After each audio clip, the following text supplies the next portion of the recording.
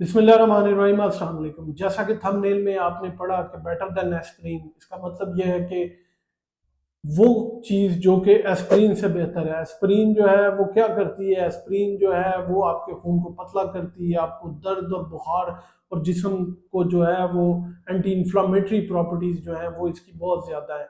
तो नाजरीन, आज की इस वीडियो में मैं आपको बताऊंगा वो कौन सी ग़िज़ा है जो कि दिल के मरीज़ जो कि एस्प्रिन लेते हैं ताकि उनका खून जो है वो जम ना सके, उनका लोथड़ा जो है खून का लोथड़ा वो बने ना, ताकि उनको दोबारा दिल का मसला ना हो।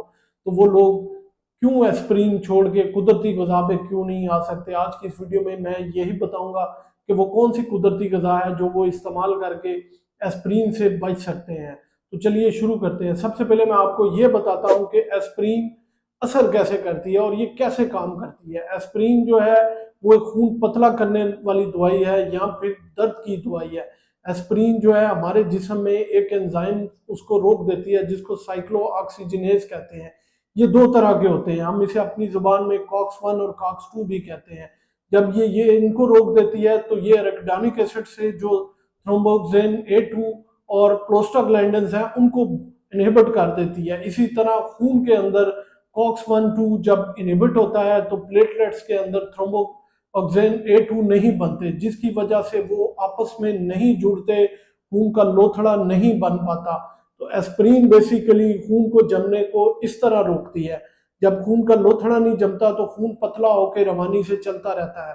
तो आज की इस वीडियो में मैं आपको बताऊंगा कि वो कौन सी खुराक है जो आप इस्तेमाल करके जो है एस्प्रिन से जो है जान छुड़ा सकते हैं और अपने दिल की सेहत को और अपनी नालियों को साफ और खून की रवानी को चलता रख सकते हैं। सबसे पहले है हल्दी। हल्दी एस्प्रिन का एक कुदरती मुतबादल है।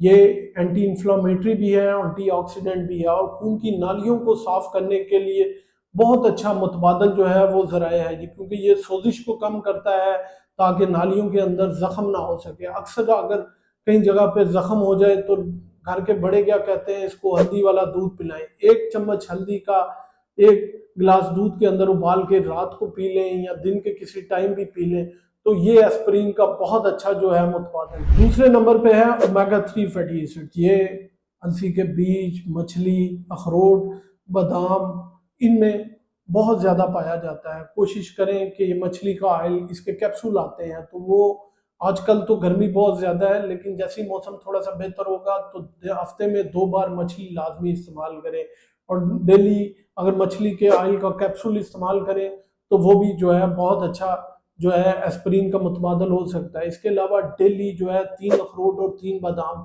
सुबह खाली पेट जो है वो इस्तेमाल करें। इससे भी बहुत अच्छा जो है खून की नालियाँ जो हैं वो साफ रहेंगी, क्योंकि इसमें ओमेगा 3 फैटी एसिड्स होते हैं और ये ऑक्सीडेंट भी होते हैं, जिससे खून की रवानी मुतासर नहीं होगी और वो चलता रहेगा। तीसरे नंबर पे है लहसुन।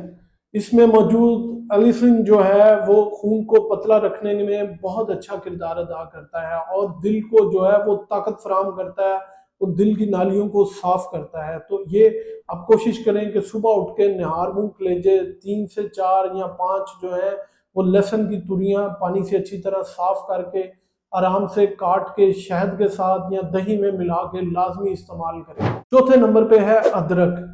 अदरक आप या तो चाय के साथ इस्तेमाल कर सकते हैं या फिर आपने देखा होगा आजकल गन्ने का जूस है उसमें डाल के पी सकते हैं। इसके अलावा अदरक का कावा बना के भी पी सकते हैं। अदरक जो है कुदरती तौर पे एंटी इन्फ्लामेटरी, एंटीऑक्सीडेंट, खून की नालियों को साफ करता है। इसके अलावा इससे जिस्म की दर्दें बहुत अच्छी कंट्रोल में रहती हैं। तो अदरक भी एक कुदरती मुतबादल है एस्प्रिन का। अगला नंबर आता है विटामिन ई का। विटामिन ई भी जो है वो खून के जमने की सलाहियत को जो कम करता है। ये अमूमन सूरजमुखी के बीज, बादाम, पालक और एवोकाडो में बहुत ज़्यादा पाया जाता है, लेकिन आप इसको इस्तेमाल करने से पहले अपने किसी मुस्तनद डॉक्टर से मशवरा लाजमी करें। इसमें क्योंकि एंटीऑक्सीडेंट प्रॉपर्टी भी होती है, ये जिल्द के लिए भी बहुत जो है वो मुफीद साबित होता है।